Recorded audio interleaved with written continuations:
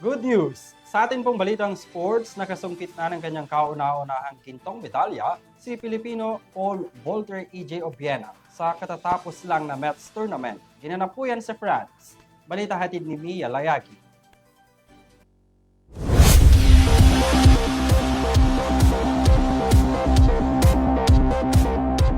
Sa kanyang ikalawang laban mula ng opisyal na magbalik sa kompetisyon, tagumpay na naiuwi ni Filipino Paul Volter EJ Obiena ang ginto mula sa Mets tournament sa France.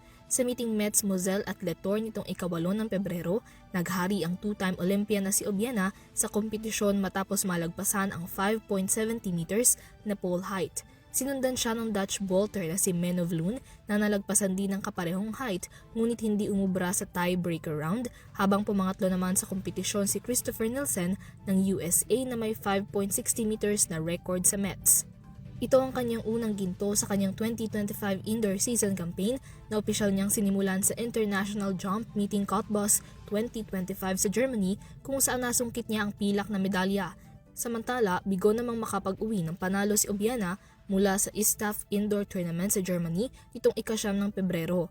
Nagtapos si Obiena sa ikapitong pwesto sa record na 5.55 meters sa 8-man competition. Dahil dito hindi nadepensahan ni Obiena ang kanyang 2024 ISTAF Indoor title na may winning record na 5.93 meter clearance. Para sa EuroTV News, Mia Layagin sumasaludo sa bawat Pilipino.